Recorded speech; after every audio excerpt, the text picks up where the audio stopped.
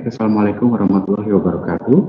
Selamat pagi menjelang siang untuk kita semua. Salam sejahtera dan salam hormat saya juga untuk para senior sekalian. Saya senang sekali bahwa saya bisa ikut serta dalam acara webinar ini dan mudah-mudahan bisa memberikan insight sedikit tentang terapi oksigen hiperbarik, khususnya pada kasus sudden deafness atau tuli mendadak. Baik, seperti pada judul slide saya, yaitu peran terapi oksigen hiperbarik pada tuli mendadak. Saya memang saat ini bertugas di Rumah Sakit Khusus Terapi Bedah Kepala Leher Proklamasi Jakarta sebagai dokter penanggung jawab di instalasi hiperbariknya. Mudah-mudahan dari sharing ini bisa memberi sekali lagi masukan untuk kita semua tentang informasi yang berhubungan dengan terapi oksigen hiperbarik. Untuk slide pertama, ini maaf agak sedikit berantakan karena di sini saya coba menunjukkan saja bahwa ini adalah rekapitulasi pasien di instalasi kami di 3 bulan terakhir di akhir tahun 2020 lalu. Jadi mungkin kita bisa fokus pada panah merah dan kuning di kanan atas, di mana di situ ada kolom dengan tulisan diagnosa akhir dan ada beberapa skor yang tertulis di situ. Di sini ada beberapa kasus, hanya di sini memang kebanyakan kasus tentunya sudden deafness, karena instalasi hiperbarik ini posisinya ada di rumah sakit THT. Dan kalau kita lihat dari skor ini, yang saya mau tunjukkan di sini adalah, skornya adalah 2, nilai 2 ini di sini adalah artinya pasien keluar atau selesai dengan regimen terapi yang direncanakan dengan perbaikan. Nilai 1 itu artinya dia sembuh sempurna.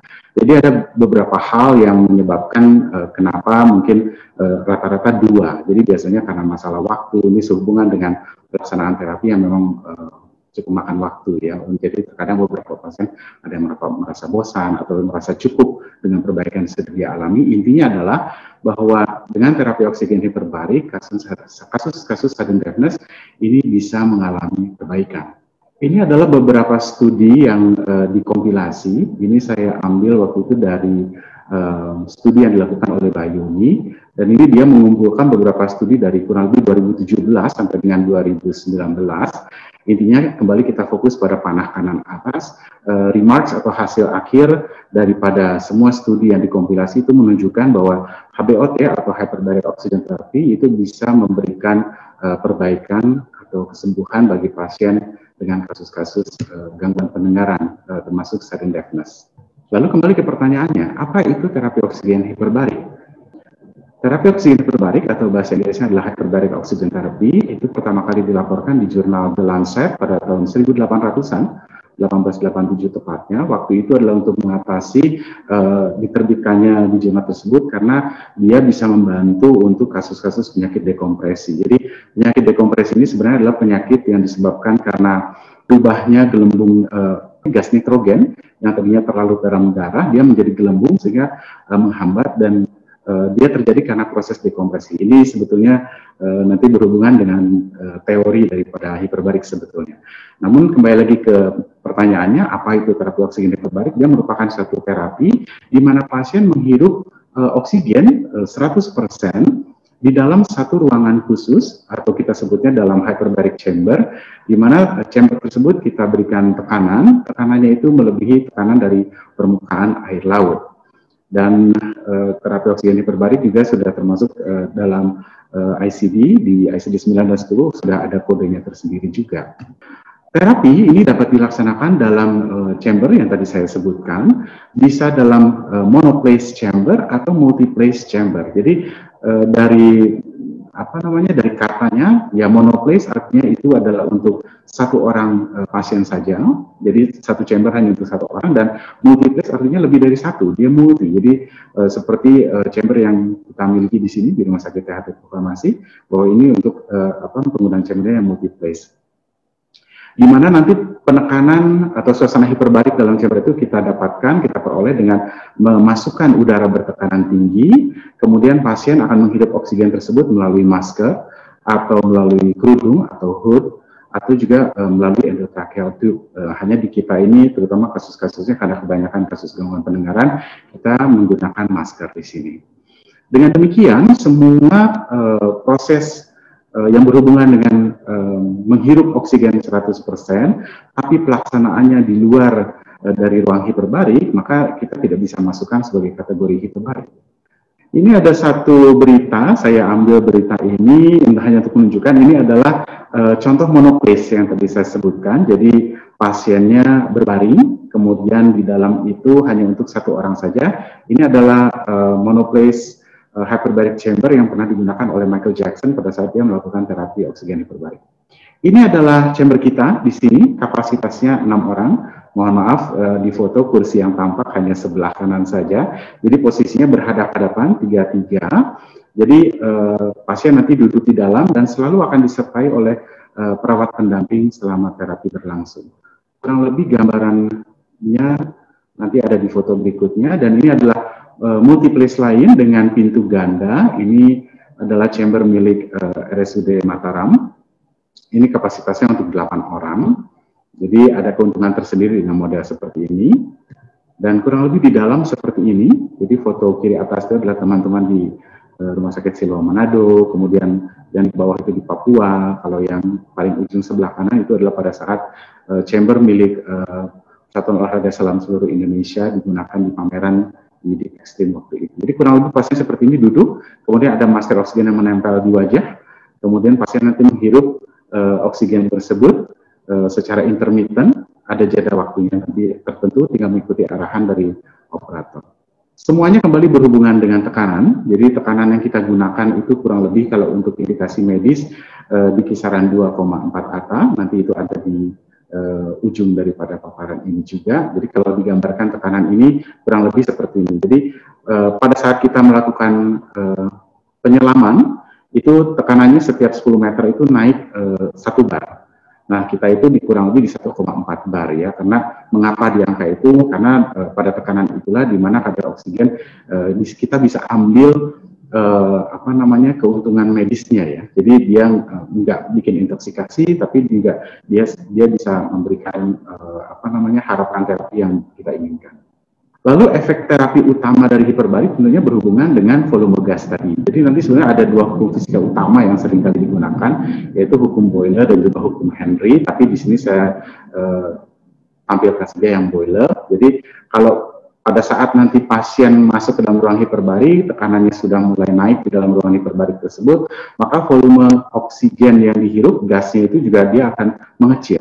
Dan daya larutnya seperti tadi saya sampaikan, Henry bilang bahwa itu juga bisa berpengaruh. Jadi kelarutannya juga naik di dalam darah, dan dia bukan hanya larut dan terikat di hemoglobin, tapi juga larut pada plasma. Oleh karena itu sebetulnya indikasi utama untuk terapi oksigen hiperbarik pada awalnya adalah untuk kasus-kasus penyakit akibat penyelaman, seperti yang tadi disinggung di awal, untuk dekompresi dan juga untuk emboli gas, misalkan karena proses penyelaman atau prosedur yang salah pada saat proses penyelaman.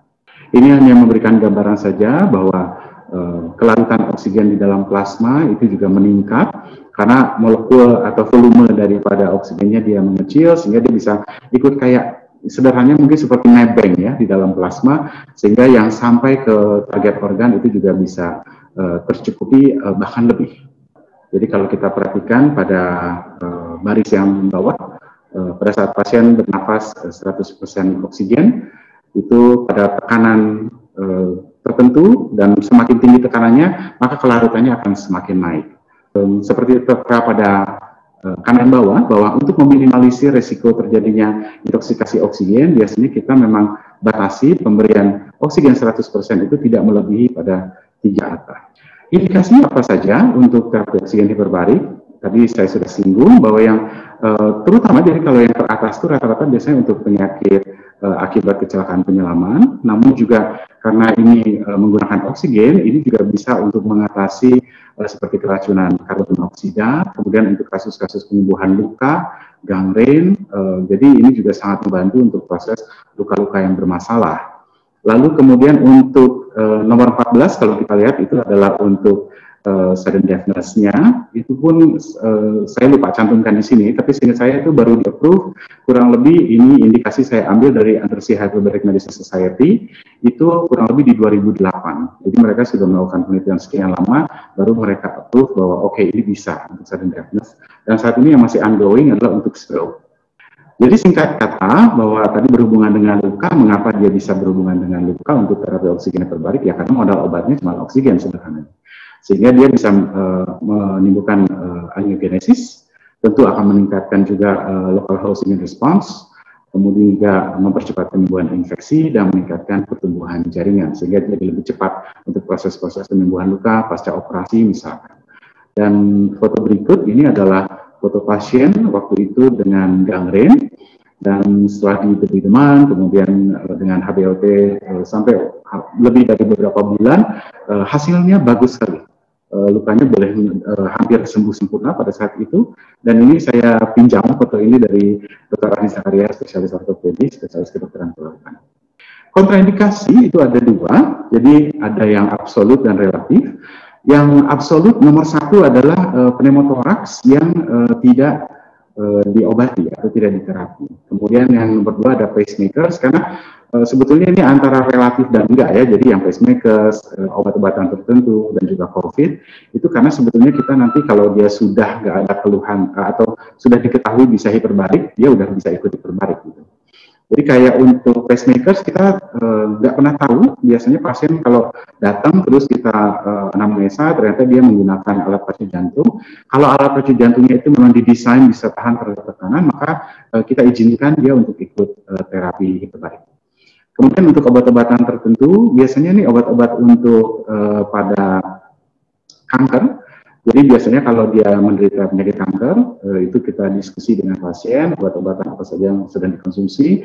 Kalau memang sangat memerlukan hiperbarik, kita akan diskusi dengan dokter onkologinya, supaya si dosis obatnya itu kita stop dulu selama kurang lebih 2-3 kali 24 jam, baru dia bisa ikut hiperbarik. Yang terakhir tentunya yang saat ini masih kita alami sampai sekarang itu COVID-19, jadi kita sekarang juga masih menggunakan prokes pada saat menjalani terapi bagi pasien-pasien kita, dan kalau misalkan dia ternyata ditemukan positif, biasanya kita sarankan untuk tunda terapi dulu. Kalau yang relatifnya sendiri sih, kalau dia demam, kemudian dia hanya sebelum pandemi ya, jadi dia mungkin ada ISPA, kemudian juga kehamilan, biasanya kita diskusi lagi, kalau memang nggak mengganggu, kita izinkan untuk terapi hiperbarik. Efek sampingnya tentu yang berhubungan dengan tekanan dan oksigen.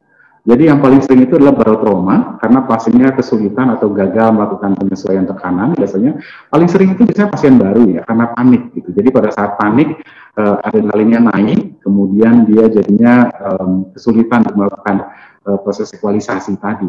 Jadi, tapi karena di dalam selalu ada perawat yang menenangkan, itu jadi memudahkan pasien juga. Keracunan oksigen jelas biasanya paling sering itu karena pasiennya nggak mau rugi, jadi dia udah hirup oksigen tapi dia hirup secara berlebihan. Jadi biasanya kita sarankan untuk bernafas santai atau bernafas biasa saja. Kemudian juga bisa menimbulkan hipoglikemi, terutama pada pasien-pasien dengan diabetes mellitus. Biasanya kita ingatkan juga pada pasien. Anxiety itu kalau misalkan lebih sering ini ya, serangan panik atau bukan panik, jadi klaustrofobia. Jadi pasiennya lupa bilang dia ada klaustrofobia, dan kita misalkan juga miss ya, misalkan pasiennya sudah mengantri atau terburu-buru sehingga anamnesa agak terlewat begitu, sehingga pada saat di dalam mulai terapi dia panik gitu karena ruangannya kan cukup sempit. Lalu yang terakhir adalah penyakit dekompresi, seringkali bisa muncul ini pada attendants atau perawat pendamping di dalam, itu lebih karena pada saat terapi berjalan, karena dia harus mengawasi pasien, terkadang dia lupa pakai masker oksigennya, sehingga itu mempermudah terjadinya penyakit dekompresi. Mungkin pada webinar berikutnya nanti bisa lebih detail kita bicarakan. Setelah tadi menyampaikan tentang hiperbariknya atau terapi oksigen hiperbarik, lalu kembali ke pertanyaan dari slide awal kita, dari judulnya, lalu peran hiperbarik ini pada kasus sudden deafness itu apa? Kalau kita ingat kembali, definisi daripada sudden sensory neural hearing loss itu adalah ya rapid, lebih dari 72 jam, dan seterusnya, dan ini semua kita semua sudah tahu. Lalu kemudian juga dari etiologinya yang dari berbagai studi yang menunjukkan bahwa sangat-sangat berhubungan dengan menurunnya aliran darah dan juga delivery oksigen ke koklea. Jadi ini menjadi acuan utama dalam pemikiran logis untuk memberikan terapi oksigen hiperbarik pada kasus-kasus sudden deafness.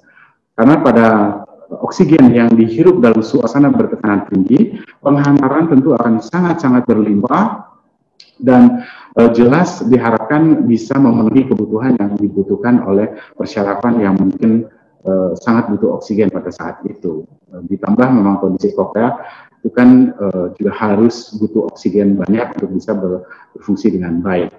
Ditambah dengan hiperbarik tentu ya kembali lagi ini kan menggunakan oksigen sehingga tentu memberikan efek imunitas, meningkatkan imunitas pasien, kemudian pengiriman oksigen, hemodinamika dan lain seterusnya. Hal inilah yang akhirnya membuat konsensus dari ke-10 ini yang saya dapatnya 2017 dari Komite Hiperbarik Kedokteran Hiperbarik Eropa akhirnya untuk memutuskan bahwa terapi oksigen hiperbarik itu bisa diberikan pada kasus sudden deafness dengan level of evidence-nya A dan strong agreement sehingga mereka mendukung untuk pemberian terapi ini pada kasus sudden deafness. Inisiasi atau pengobatan secara dini atau pemberian terapi oksigen hiperbarik yang dini itu sangat-sangat penting pada kasus sudden deafness. Jadi American Academy of Otolaryngology itu menganjurkan dalam waktu kurang lebih 3 bulan dari diagnosa sudden deafness-nya. Pasien-pasien lebih muda biasanya memberikan respon lebih baik dibandingkan yang usia lanjut, biasanya cut-off-nya dari 50 sampai 60 tahun. Dan sekali lagi, early HBLT itu adalah lebih baik daripada tidak sama sekali. Ya, itu sudah jelas tentunya kalau intervensi awal pasti hasilnya lebih bagus. Lalu dari pengalaman kita sendiri di instalasi kami di sini, hampir sama. Jadi hasilnya biasanya kurang begitu baik bila pasiennya udah ikut hiperbarik, tapi dalam 2 minggu dia improvementnya hampir nggak ada misalkan. Itu biasanya juga prognosisnya bisa ke arah malam jadinya. Kemudian bila disertai dengan vertigo, jadi biasanya kalau pasien datang dengan keluhan tuli mendadak, kemudian ada vertigonya, biasanya prognosisnya juga jadi kurang begitu baik. Pada kehilangan frekuensi tinggi yang terkena, itu juga sama, usia senja tentu juga, dan tentu hasilnya bisa baik kalau kebalikan dari apa yang tadi kita sudah bicarakan. Dan yang terutama adalah sekali lagi early treatment. Jadi kalau semakin cepat, semakin baik dia responsnya. Lalu yang direkomendasikan untuk HBLT profilnya itu adalah kita menggunakan di 2,4 kata, atau kalau mau disamakan itu seolah-olah pasien kita bawa seperti menyelam sampai kedalaman 14 meter di bawah permukaan air laut. Anjurannya itu adalah antara 2 sampai 2,5 kata. Selama 90 menit, artinya 90 menit itu adalah oksigen diberikan atau dihirup oleh pasien 3 kali 30 menit dengan ada istirahat nafas udara biasa di antaranya. Kemudian jumlah sesi hiperbariknya kurang lebih 10 sampai 20 sesi. Berarti kalau itu kan 1 hari 1 kali ya, berarti kurang lebih perlu sampai dengan 20 hari. Hanya untuk kasus-kasus yang kasus terbaik saya itu waktu itu pasiennya usia 40-an, kemudian dia baru 7 hari mengkonsumsi obat dari dokter THT, dilanjutkan dengan hiperbarik 10 sesi, tepat di sesi ke-10 dia mengalami pemulihan sempurna. Kesimpulannya apa? Jadi hanya 2, jadi berawal dari bahwa koklea itu sangat membutuhkan oksigen tinggi dan sangat mudah sekali terganggu suplai oksigenasinya. Oleh karena itu, HBLT pasti bisa akan mendukung untuk kasus-kasus gangguan yang berhubungan dengan sudden deafness seperti yang kita bicarakan saat ini. Dan penting sekali untuk hyperbaric oxygen therapy ini dimulai sedini mungkin atau secepat mungkin pada saat keluhannya dirasakan oleh pasien. Ini adalah slide terakhir saya. Terima kasih sekali lagi atas kesempatannya. Mudah-mudahan bisa bermanfaat dan mudah-mudahan belum terlambat. Selamat Hari Pendengaran Sedunia, tetap sehat untuk kita semua di masa-masa sulit seperti ini. Mudah-mudahan apa yang kita diskusikan hari ini bisa menjadi berkah. Terima kasih.